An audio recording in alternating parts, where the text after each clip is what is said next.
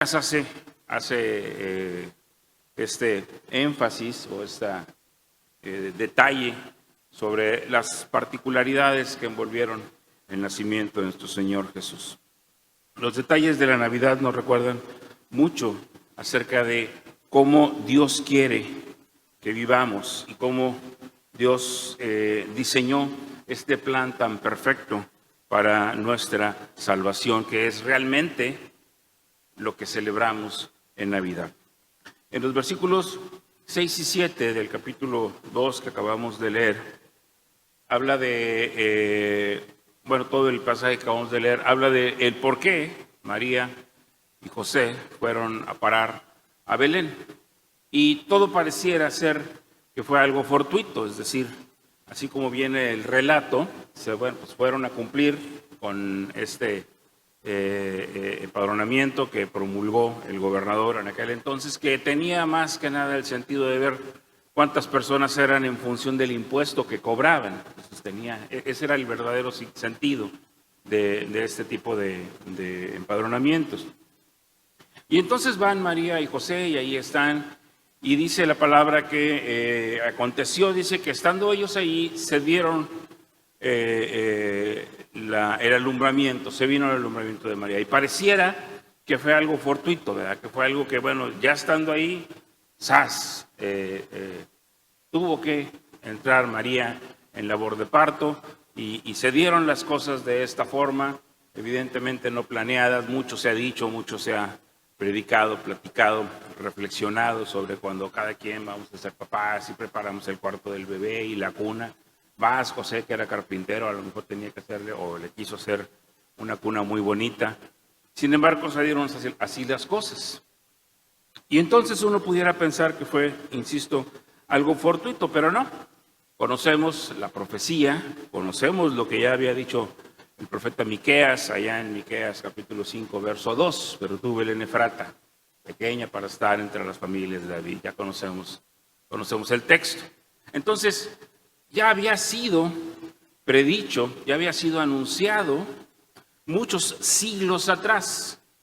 Escuchaba por ahí en alguna predicación, más o menos son entre Miqueas y el nacimiento de Jesús 600 años aproximadamente. Entonces decía alguien, es como si allá en la época de la conquista de América, uno de los marineros que iba con Colón en una de las carabelas hubiera escrito y hubiera dicho, dentro de tantos años va a haber una iglesia, el Divino Salvador, en la que van a estar celebrando la Navidad allá por el año 2000. Nos damos cuenta entonces de la dimensión de las cosas. No fue fortuito. Dios lo tenía todo fríamente calculado. Ya estaba el anuncio de cómo se iban a dar las cosas. Y entonces están ahí María y José, siendo aparentemente víctimas de las circunstancias, aunque en realidad ellos estaban ya incluidos en este plan de Dios. Aconteció que estando ellos allí, se cumplieron, dice, los días del alumbramiento.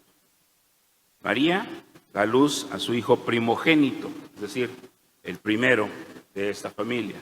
Sabemos por la Escritura que hubo más después de esto. Eso de que María fue siempre virgen, pues no es más que un invento de la Iglesia romana. Entonces nace y dice que dio a luz a su hijo primogénito y dice que lo envolvió en pañales y lo acostó en un pesebre. No es como que ya llevaran ellos algo preparado. No es como que ya habían pasado antes a Walmart a comprar sus Pampers y ya los tenían listos. No. Envuelto en pañales. El pañal era evidentemente de tela. Y no era un pañal como que el que conocemos nosotros, es decir, ni siquiera los de tela que fueron más o menos, no fueron de mi época ya había escuchado. No recuerdo de cuál los usé, ¿verdad? La verdad. Pero no era un pañal que se ponía directamente para contener la pipí del niño. Era un pañal que envolvía a todo el niño, no tenía nada que lo contuviera específicamente en esa zona. Es decir, cuando el niño tenía sus necesidades, se mojaba todo completamente. Entonces, los pañales eran algo muy humilde, en ese entonces, ¿no? Este tipo de pañal que envolvía completamente al bebé.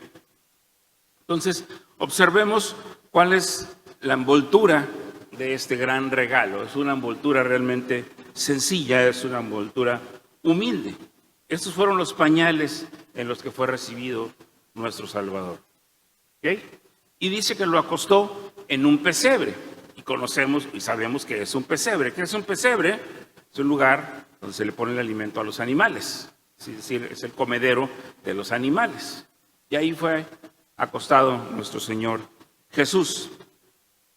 Entonces dice, lo envolvió en pañales, lo acostó en un pesebre porque no había lugar para ellos en el hotel de la ciudad, en el mesón. Estaba lleno de peregrinos, lleno de gente que iba a lo mismo que ellos iban. Y pudiéramos decir, bueno, qué poco precavido fue José, ¿no? Debió haber hecho una reservación, debió haber contratado un Airbnb, qué sé yo, ¿verdad?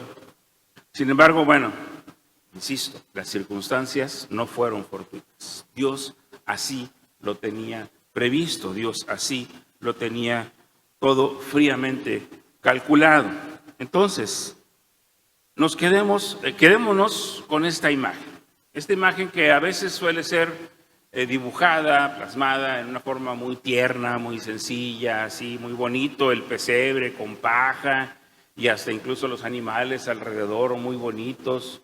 Y José y María por un lado del niño y una luz así a media luz y así romanticón el lugar, así agradable, y en realidad no tenía nada que ver con eso.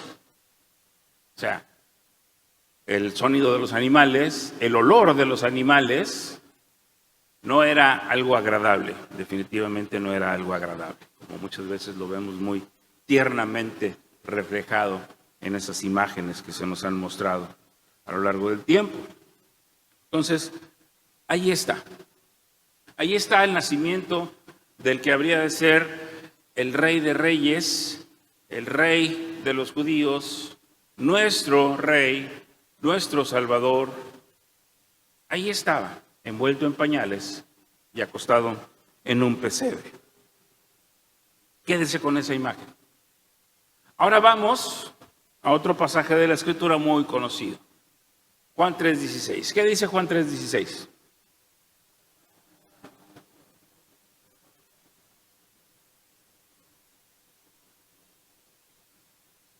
Ok. Porque de tal manera, fue tan grande, tan grande el amor de Dios para nosotros, que nos dio a su Hijo unigénito. Unigénito quiere decir único en su género.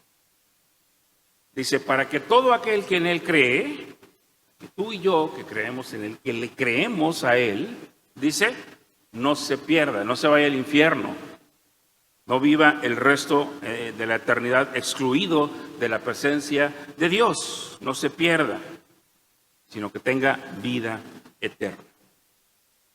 Y a veces no juntamos estos dos pasajes, es decir, el nacimiento de Jesús, que nos trae alegría, gozo, porque sabemos a lo que venía, pero no checamos o no alcanzamos a dimensionar cómo a lo que venía realmente, pues no era una cosa sencilla, no era una cosa agradable, al menos para esa época y esas personas. Entonces, el sacrificio de Jesús no es eso que recordamos en Semana Santa, el haber sido colgado en una cruz por nuestros pecados. El sacrificio de Jesús empieza desde su nacimiento.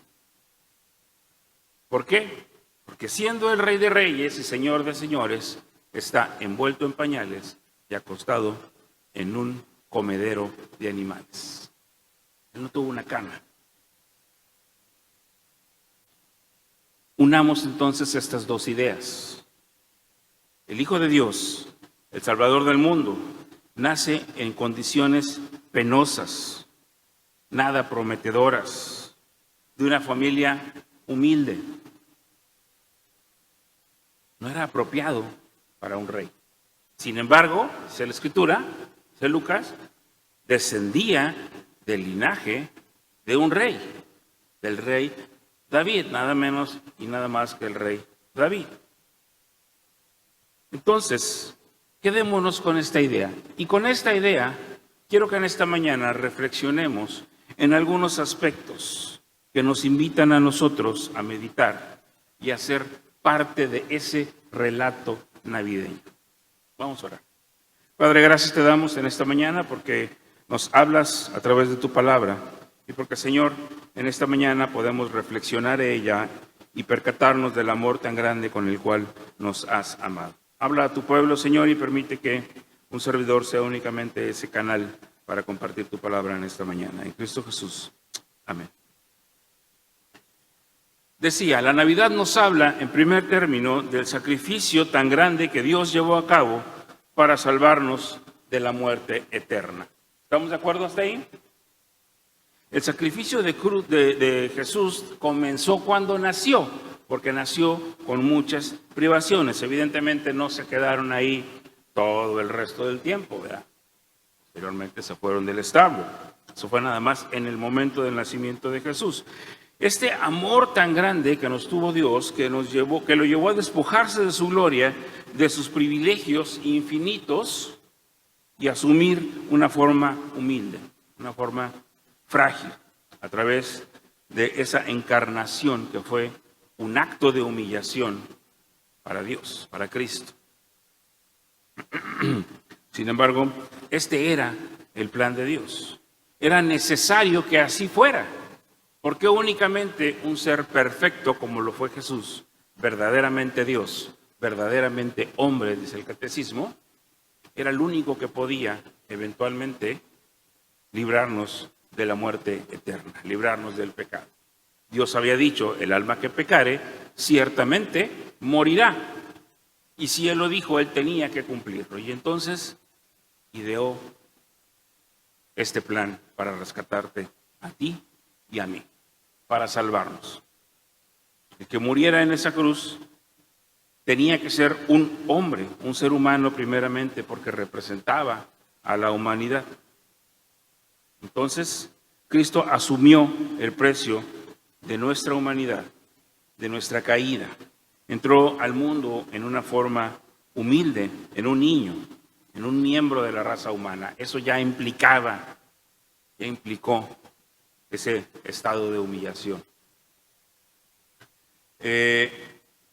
Todo este relato de Navidad, este misterio de la Navidad, este cuadro del que estábamos hablando hace un momento, nos enseña una cosa. La vida de Jesús fue una vida de privaciones, de dificultades, de soledad, de traiciones, de incomodidad en el mundo. Conocemos el ministerio de Jesús. Dice que él no tenía un lugar donde recostar su sien. Dice, las zorras tienen sus cuevas y las aves tienen sus nidos, pero el Hijo del Hombre no tiene donde reclinar su sien. La vida de Jesús fue así. Su pueblo no lo reconoció. Al contrario, fueron los primeros que lo rechazaron. Pero todas estas incomodidades del Hijo de Dios las pasó por el amor de Dios tan grande. Ese amor de Dios que nos recuerda la Navidad, nos invita precisamente a recordar eso. Todo esto por amor a nosotros. Y es ahí donde nosotros entramos en este relato. Es ahí donde somos parte de este gran relato del Evangelio de Lucas, este relato navideño, de esta gran historia de amor por el pecador. Entonces tú y yo estamos incluidos ahí, en el establo, junto al pesebre, porque tú y yo fuimos el motivo de la Navidad. Lo segundo que quiero que reflexionemos en esta mañana es lo que la Navidad nos recuerda, que es el deseo primordial de Dios. ¿Qué es lo que Dios quiere? Sabemos qué motivó a Dios a enviar a su Hijo. ¿Qué lo motivó? Nosotros, nuestra salvación. rescatar a la humanidad de la muerte eterna. Dice 2 de Pedro capítulo 3, verso 9, pasaje también conocido, que Dios no retarda su promesa, sino que es paciente. ¿Por qué? Porque quiere que todos procedamos al arrepentimiento. Todos aquellos que han sido escogidos por el Señor, por Dios, desde antes de la fundación del mundo, estaremos y tendremos acceso al Evangelio de Dios. Ese es el sentir del corazón de Dios, que procedamos al arrepentimiento. Nosotros tenemos que percatarnos de esto. Hay mucha gente todavía allá afuera. Hay mucha gente todavía que no conoce a Cristo, que no se le ha compartido el Evangelio, que no se le ha dicho las buenas nuevas. ¿Qué vamos a hacer con este regalo que nos dio el Señor? ¿Qué vamos a hacer como iglesia con este regalo? Que si bien estuvo envuelto en una envoltura muy sencilla, es un gran regalo, porque nos garantiza la entrada directa a su presencia. Es un gran regalo. Ahora, ¿qué vamos a hacer con este regalo como iglesia? Dios quiere que seamos salvos. Dios quiere que se predique el Evangelio. Porque dice Juan 3:17, que a veces lo olvidamos, ¿verdad? Nos quedamos con el Juan 3:16 y nos olvidamos de Juan 3:17. Porque Dios no envió a su Hijo al mundo para condenar al mundo, sino para que el mundo sea salvo por él. Jesús no vino a condenar al mundo ya estaba condenado por su propio pecado. Él vino a rescatar y a salvar a aquello que se había perdido. A las ovejas perdidas de la casa de su Padre, dice Jesús. Aquellos que ya habían sido elegidos desde antes de la fundación del mundo, como dije hace un momento. Y entonces, ¿qué estamos haciendo nosotros como iglesia? ¿Qué estamos haciendo para compartir este regalo que hemos recibido? ¿Qué vamos a hacer, iglesia, el Divino Salvador, hoy en Navidad para compartir? Ayer el Ministerio de Evangelismo tuvo la actividad de la entrega de cobijas. Platiqué con Daniel y dice que les fue muy bien, muy contento. Ahí está arriba. Todo enfriado, pero muy contento. Y eso es parte de compartir el Evangelio. Y a veces pensamos que tenemos que hacer grandes campañas y traer a un gran evangelista para compartir ese regalo. No necesitamos envolver ese regalo precioso que es Cristo Jesús en una gran envoltura, en un gran evento. Hay acciones simples, sencillas, que podemos hacer para compartir este regalo que hemos recibido. Ir a repartir cobijas, llevar despensa, o simplemente ser lo que Cristo nos enseñó: luz del mundo y sal de la tierra. Y cuando nosotros somos así, el Señor hace su obra. El Señor, dice la palabra, añadía cada día a su iglesia a los que habrían de ser salvos. ¿Por qué? Por el testimonio que daba la iglesia primitiva. ¿Cómo está nuestro testimonio? ¿Cómo estamos nosotros delante de Dios y ante los demás? Es importante entonces que caigamos en cuenta que este regalo, esta manifestación del amor de Dios para con nosotros, de enviar a su Hijo, de que su Hijo tuviera este sacrificio por amor, dijo Jesús, no es que el Padre me lo haya ordenado, yo doy mi vida, yo quise hacerlo por amor. Por amor Jesús nació en un pesebre. Por amor a nosotros Jesús hizo este recorrido de su ministerio y murió en una cruz. ¿Nos vamos a quedar con ese regalo tan grande? ¿Nos vamos a quedar con ese regalo especial solo para nosotros, tenemos que compartirlo. Y es ahí donde también formamos parte de este relato de la Navidad. Estamos incluidos en ese establo, en ese pesebre, para compartir el gran regalo. Ir por todo el mundo y predicar el Evangelio es compartir este regalo de Navidad. A Cristo no necesitamos ponerlo en una envoltura costosa. Basta con contar qué ha hecho Cristo por nosotros. Basta con decirle a las personas quién era yo antes de Cristo y ahora quién soy. Y no es que sea mucho mejor persona por mí. Yo era alguien antes de ser cristiano. Y soy alguien después de ser cristiano. ¿Sí? Pero ese alguien que soy después de haber aceptado a Cristo como mi Salvador, no es especial porque no es mágico. Ese alguien que soy después de haber aceptado a Cristo como mi Salvador es ahora un hijo de Dios. Eso es lo que hace especial tu vida. Eso es lo que hace especial mi vida, que somos ahora hijos de Dios. Y Dios trabaja con nosotros, sigue trabajando con nosotros en este proceso de santificación en el que estamos inmersos todos.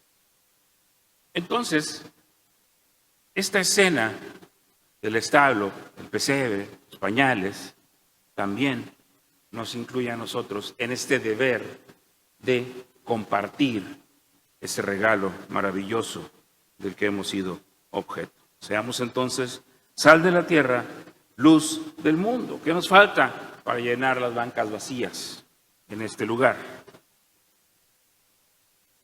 Hemos visto entonces dos cosas importantes: el amor de Dios hacia nuestras vidas, y segundo, que debemos compartir ese amor. En tercer lugar, el relato de la Navidad nos muestra la pequeñez del niño Jesús. Su nacimiento nos recuerda los regalos de Dios que a veces vienen en envolturas muy sencillas. Sin embargo, en este niño pequeño estaba toda la grandeza que nos podamos imaginar. Había un gran futuro en el Señor Jesús. Y no porque iba a ser alguien muy famoso, con muchos seguidores, no, sino porque iba a dar su vida por ti y por mí. Esto, hermanos, es también tema de reflexión. La pequeñez del niño Jesús. El domingo pasado, ¿sí fue el pasado? Sí, que les tocó al departamento infantil encender la vela. Vi a los niños y pues no pude evitar recordar cuando nos tocó participar en el departamento infantil. Llegamos a tener más o menos 80 niños. ¿Dónde? Entre 80 y 106 oscilaba. No sé cuántos niños vieron ustedes, yo vi más maestros que niños. ¿Dónde están esos niños hoy por hoy? Me van a decir, pues ya crecieron, ya no son niños. Bueno, ¿dónde están esos jóvenes? ¿Qué estamos haciendo como iglesia por nuestros niños? ¿Saben qué? El regalo de la Navidad también es para los niños. Y a veces no lo pensamos. Y a veces sí, pensamos en los niños en Navidad, pero por las razones equivocadas. Comprarles regalos, Santa Claus, los Reyes Magos. Tapan los ojos a los niños, los oídos a los niños. Eso es lo que tú le quieres dar a tu hijo. Y a veces decimos, no es que la Navidad me trae recuerdos de mi niñez. Y es volver a ser niño. La Navidad es volver a ser niño. ¿Por qué? Por los regalos y demás. Yo me acuerdo cuando era niño, no hace mucho de eso,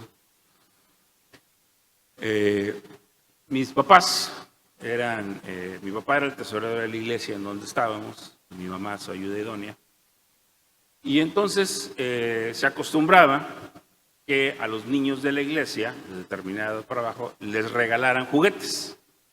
Y entonces mis papás, junto con mis tíos, se encargaban de ir a hacer las compras de esos juguetes. Y a nosotros nos emocionaba mucho, evidentemente, porque veíamos muchos juguetes y sabíamos que no eran para nosotros, o al menos no todos. Y entonces nos tocaba, ya cuando crecimos un poquito más, nos tocaba envolver esos juguetes y etiquetarlos. Entonces yo ya sabía lo que le iba a tocar a, no sé, a Juanito, a Pedrito, no me acuerdo los nombres de los niños de aquel entonces, aunque no hace mucho. Pero yo ya sabía lo que les iba a tocar, yo tenía el privilegio de saber lo que les iba a tocar a esos niños. Los envolvíamos, esos regalos, esos juguetes, ¿y saben qué hacían los niños? Hacían pedazos el papel. Envolturas muy sencillas y que les traía alegría en ese momento. Y a mí me llenaba de emoción y de alegría y hasta satisfacción, como si yo hubiera sido el que hubiera comprado las cosas, como si yo hubiera sido el que hubiera puesto la lana para comprarlos. Y ese es un relato muy padre, muy bonito, sí. Pero, ¿y el verdadero regalo que merecen, que necesitan nuestros niños? ¿Dónde está? Estamos compartiendo con nuestros niños el significado de la Navidad, estamos compartiendo con nuestros niños el pasaje de Lucas 2 y Juan 3:16, unidos, mezclados. Es nuestra responsabilidad como iglesia. Lucas 18:16 dice: dejad a los niños, venid a mí y no se los impidáis, porque de los tales es el reino de los cielos. El regalo de la Navidad, el Jesús del pesebre envuelto en pañales en un establo, también es para los niños. Y observen una cosa, no estoy diciendo para nuestros hijos, porque yo ya no tengo niños. Porque muchos de los que estamos aquí ya no tenemos niños, son para nuestros nietos. Estoy diciendo nuestros niños, los niños de la iglesia del Divino Salvador, los niños de las misiones del Divino Salvador. No es responsabilidad única y exclusivamente de los padres, es responsabilidad de todos como iglesia presentarles a nuestros niños a ese Jesús que nos amó con un amor tan, pero tan grande, que se humilló a sí mismo y nació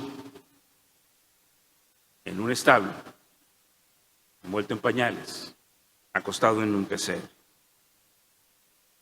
Muchas veces, y nos tocó verlo en el departamento infantil, los niños son lo que Dios usa para hacer grandes cosas. Y llegamos a ver la iglesia llena por motivo de los niños, porque venían a ver a sus niños. Llegaban, los bajaban y el niño se iba al departamento infantil y el papá se iba. Pero cuando tocaba la presentación, aquí teníamos una iglesia llena, no sé si recuerdan. Los niños son el motivo, o fueron el motivo muchas veces, para que Dios hiciera grandes cosas en su iglesia. ¿Qué estamos haciendo ahora con nuestros niños? ¿Qué estamos haciendo nosotros ahora como iglesia? También en el relato de la Navidad, en el establo, en el pesebre, también están nuestros niños. Porque ese regalo tan grande que recibimos no es solo para los adultos, es también para los niños. Son parte de este gran relato de Navidad, de esta gran historia de amor por el pecador. Allí están incluidos en el establo, en ese pesebre, porque ellos también son el motivo de la Navidad. Dios quiere mostrarle al mundo cuando una iglesia como la nuestra lo recibe a Él. Es un gran regalo en una envoltura sencilla, porque lo que importa no es la envoltura, sino lo que viene adentro. Cuando yo era niño, ya me estoy remontando mucho, perdón si estoy hablando mucho de mí, pero sí Me trajo muchos recuerdos. Teníamos una tía, bueno, tenemos todavía vive mi tía Rosy. Y siempre, era la tía de los billetes, ¿no? Entonces, siempre nos hacía buenos regalos. Conforme fuimos creciendo, pues evidentemente los regalos fueron cambiando. Y yo tengo muy presente un cumpleaños mío que llegó mi tía y me dio, y yo esperaba pues, un regalo así padre como los que ella sabía dar. Y me entregó una cajita así chiquita. Una cajita. Envuelta. Sin moño. Y digo, gracias, tía. Porque eso soy yo cuando decía, de las gracias. Y entonces, lo que hago es abrir la caja, quitarle la envoltura. ¿Y saben qué era? Una caja de medicinas. Yo dije, wow, mi tía me vio cara de enfermo. ¿Y saben qué había dentro de la caja de medicinas? Un billete. Lo importante no es la envoltura, lo importante es el regalo. Lo importante es que a nuestros niños les compartamos ese gran regalo de Navidad, porque también la Navidad es para ellos. Por último, en otra cosa que quiero que reflexionemos es en que Dios escogió ubicar a su Hijo en el seno de una familia sencilla, humilde. No una familia rica, no una familia distinguida, que humanamente pensando pudiéramos decir, bueno, es que hubiera sido mejor porque hubiera tenido los medios económicos necesarios para predicar el Evangelio y entonces como iba a tener dinero, entonces iba a poder desplazar e iba a abarcar más y entonces el Evangelio se hubiera extendido más rápidamente y a más lugares, pensando humanamente. Pero Dios tenía una lección en todo esto. ¿Por qué? ¿Por qué eligió a José y a María? ¿Se ha puesto a pensar en eso? ¿Por qué eligió a José y María? La Biblia no nos dice. No dice. Lo que sí nos dice la Biblia, y qué es lo que podemos tomar, es cómo era José y cómo era María. ¿Sí? ¿Qué fue lo que motivó a Dios a ver a José y a María? Conocemos el relato. José piensa que María le ha sido infiel y entonces dice, la voy a dejar secretamente para no avergonzarla, y que piensen que yo fui el canalla. Y entonces viene el ángel y le dice a José, no temas. ¿Por qué? Porque ella engendró del Espíritu Santo. Y el niño que ella espera es un hijo, es hijo de Dios. ¿Y qué hizo José? Bueno, pues es hijo de Dios, pues Dios lo va a cuidar, ¿verdad? Va a cuidar a María, entonces ya me puedo ir más tranquilo. No, ¿qué hizo José? Tomó a María por esposa. ¿Qué hizo María? Se le aparece el ángel y le dice, Dios te escogió.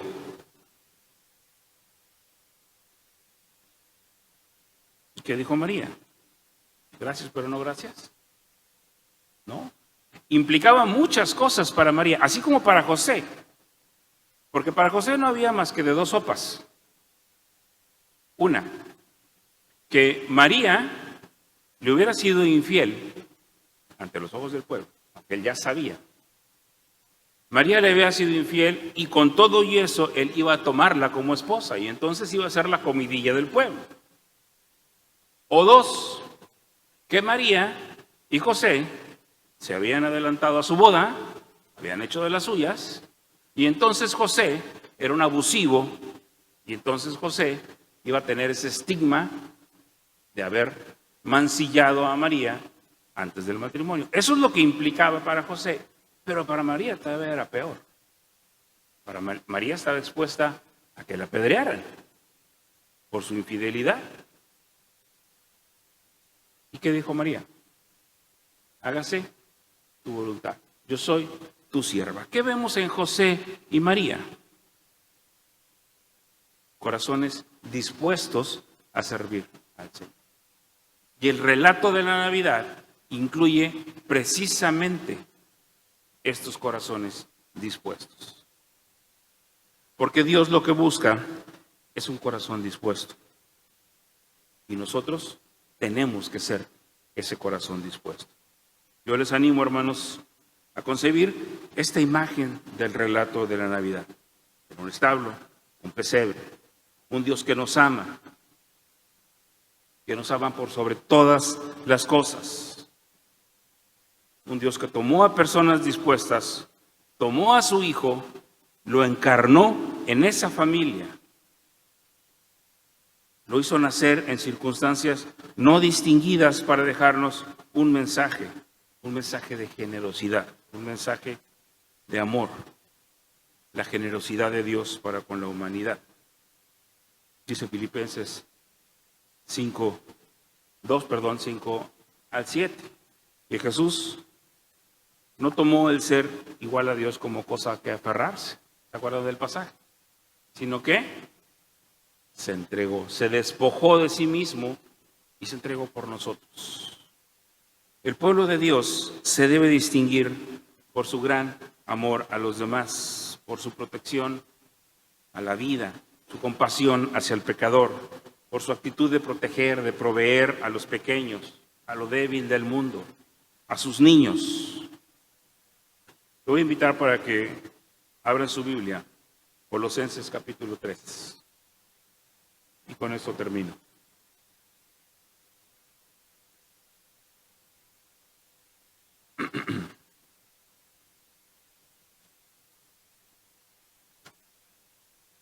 Vamos a leer los versos 14 al 17.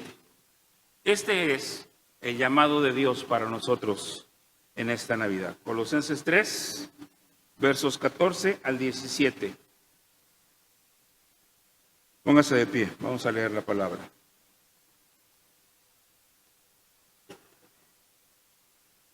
Dice la palabra del Señor: y sobre todas estas cosas, vestidos de amor, que es el vínculo perfecto, y la paz de Dios gobierne en vuestros corazones, a la que asimismo fuisteis llamados en un solo cuerpo, y sed agradecidos. La palabra de Cristo mora en abundancia entre vosotros, enseñándoos y exhortándoos unos a otros en toda sabiduría, cantando con gracia en vuestros corazones al Señor, con salmos e himnos y cánticos espirituales. Y todo lo que hacéis, sea de palabra o de hecho, hacedlo todo en el nombre del Señor Jesús, dando gracias a Dios Padre por medio de Él. Que el Señor nos bendiga en esta Navidad y que nos recuerde que en ese establo, en ese pesebre, ante ese niño, nosotros estamos incluidos. Oremos. Padre, gracias te damos porque nos hablas a través de tu palabra y nos enseñas, Señor, lo que debemos ser y hacer delante de ti. Padre Celestial, te pido que cumplas tu palabra, Señor, y que no vuelva a ti vacía, sino, Señor, que produzca el fruto que tú ya has previsto que así sea. Bendícenos, Señor, así como estamos. Y gracias por tu palabra. En Cristo Jesús. Amén. Dios les bendiga.